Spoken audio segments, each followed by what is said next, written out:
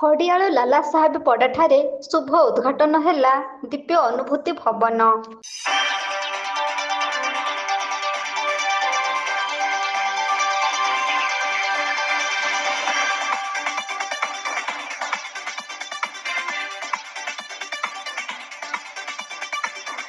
ଜୀବଜଗତର ସୃଷ୍ଟି ଅତି ଆଶ୍ଚର୍ଯ୍ୟ ସୃଷ୍ଟି। ନାନା ରୂପରେ ଜୀବ ସୃଷ୍ଟି କରି ପୃଥିବୀ ମାତା ଆଜି ଗର୍ବ କରେ ଯେ ନିଜ ଛାତି ଉପରେ ଅନେକ ଜୀବ ବାସ କରି ତାଙ୍କ କୋଳରେ ଆଶ୍ରୟ ନେଇଥାନ୍ତି। କିନ୍ତୁ ବେଳେବେଳେ ନିଷ୍ଠୁରତାର ପରିଚୟ ଜୀବଜଗତକୁ ସମସ୍ୟାର କାଳଫାଶ ମଧ୍ୟରେ ବନ୍ଦୀ କରିଦେଇଥାଏ। କେଉଁ ଜୀବ କାହାକୁ ଖାଇବାକୁ ପାଗଳ ତ କିଏ ନିଜର ପରାକ୍ରମରେ ଅଟଳ। ତଥାପି ସୃଷ୍ଟି ବଞ୍ଚି ରହି ଜୀବଜଗତର ଏକ ସୁନ୍ଦର ପରିବେଶ ସୃଷ୍ଟି କରିଛି ଧରିତ୍ରୀ ମାତା। ହିଂସା କପଟ ମିଥ୍ୟାର ସାହାରା ନେଇ ଏହି ଜୀବଜଗତ ଆଜି ପାପ ଭାରରେ ଛଟପଟ ହେଉଛି। ତଥାପି ଜାଣୁ ଜାଣୁ ଅଜଣା ହୋଇ ପାପ ପରେ ପାପ କରିଚାଲିଛନ୍ତି ମଣିଷ ସମାଜ। ସେହି ମଣିଷ ସମାଜକୁ ସଠିକ୍ ରାସ୍ତାରେ ଚାଲିବା ପାଇଁ ପରାମର୍ଶ ଦେବା ଉଦ୍ଦେଶ୍ୟରେ ଅନେକ ଆଧ୍ୟାତ୍ମିକ ସଂଗଠନ ମୁଣ୍ଡ ଟେକି ଠିଆ ହୋଇ ରହିଛି। ସେମିତି ଏକ ସର୍ବଶ୍ରେଷ୍ଠ ଆଧ୍ୟାତ୍ମିକ ସଂଗଠନ ପ୍ରଜାପିତା ବ୍ରହ୍ମାକୁମାରୀ ଈଶ୍ୱରୀୟ ବିଶ୍ୱବିଦ୍ୟାଳୟ।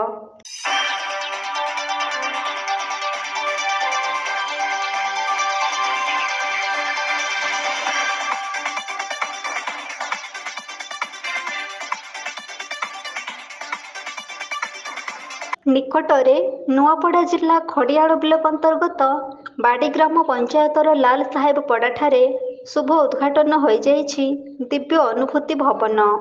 ସୁସ୍ଥ ସମାଜ ସୁସ୍ଥ ପରିବେଶରେ ସୁସ୍ଥ ମସ୍ତିଷ୍କ ନେଇ ମଣିଷ ସମାଜ ଆଗକୁ ବାଟ ଚାଲିଲେ ସୁଫଳ ମିଳିବା ସହିତ ନିରାମୟ ଜୀବନ ବିତାଇବାରେ ସହାୟକ ହୋଇଥାଏ। କିନ୍ତୁ ବର୍ତ୍ତମାନର ପରିସ୍ଥିତିକୁ ଲକ୍ଷ୍ୟ କରିଲେ ମଣିଷ ସମାଜ ଏବେ ପଥଭ୍ରଷ୍ଟ ହୋଇଯାଇଛି। ହିଂସା କପଟର ମାୟାଜାଲରେ ଛନ୍ଦି ହୋଇ ଆଜି ମଣିଷ ମଣିଷକୁ ଚିହ୍ନି ପାରୁନାହାନ୍ତି। ସମସ୍ତଙ୍କ ମନରେ ଭରିଯାଇଛି ଗର୍ବ ଓ ଅହଙ୍କାର।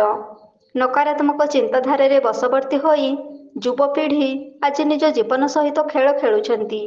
ଚୋରି ଡକାୟତ ହତ୍ୟା ଧର୍ଷଣ ଭଳି କୁକର୍ମରେ ନିଷ୍ଠୁରତା ସାଜି ମଦ ମାଂସର ସାହାରା ନେଇ ଆତ୍ମହତ୍ୟା ଭଳି ଘୃଣ୍ୟ କର୍ମ କରିବାକୁ ବାଧ୍ୟ ହେଉଛନ୍ତି। ଆଜି ପଥଭ୍ରଷ୍ଟ ହୋଇ ବିଷାକ୍ତ ଧୂଆଁରେ ଅଣନିଶ୍ୱାସୀ ହୋଇ ଛଟପଟ ହେଉଥିବା ମଣିଷ ସମାଜକୁ ସୁପଥର ସନ୍ଧାନ ଦେବା ପାଇଁ ପ୍ରଜାପିତା ବ୍ରହ୍ମାକୁମାରୀ ଈଶ୍ୱରୀୟ ବିଶ୍ୱବିଦ୍ୟାଳୟ ଆଜି ମୁଣ୍ଡ ଟେକି ଠିଆ ହୋଇଛି।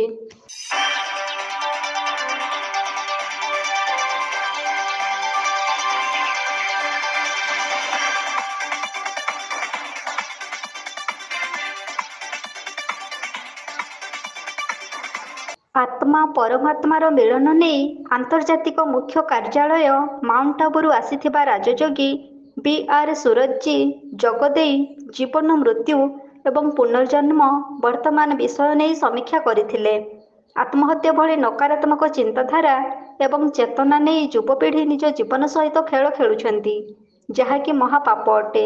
ତେଣୁ ଶାନ୍ତିର ଅନ୍ୱେଷଣ କରିବାକୁ ଯାଇ ସରଳ ନିଷ୍କପଟ ଜୀବନ ବିତାଇଲେ ନିଶ୍ଚିତ ରୂପେ ସଫଳତା ମିଳିଥାଏ। ସମାଜକୁ ପ୍ରେରଣା ସ୍ୱରୂପ ଗୋଟିଏ ପଥ ବନ୍ଦ ହେଲେ ଅନେକ ଦ୍ୱାର ଖୋଲିଥାଏ। ସେହି ଦ୍ୱାର ଜୀବନରେ ନୂତନ ଆଶା ଓ ଆକାଂକ୍ଷା ସଫଳତା ନେଇ ଆସିଥାଏ ବୋଲି ପ୍ରକାଶ କରିଥିଲେ।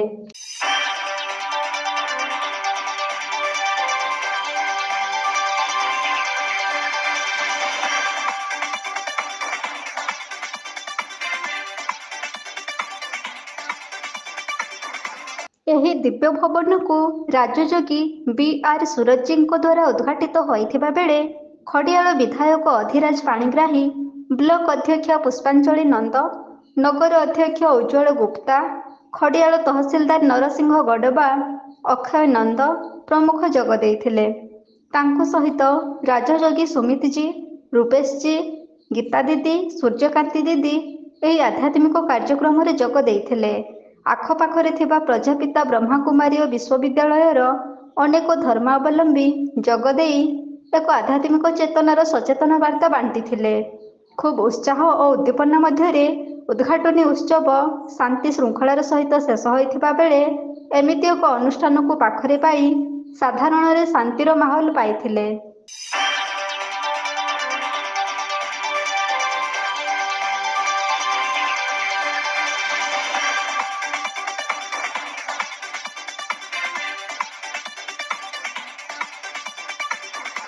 Bureau report, AB news.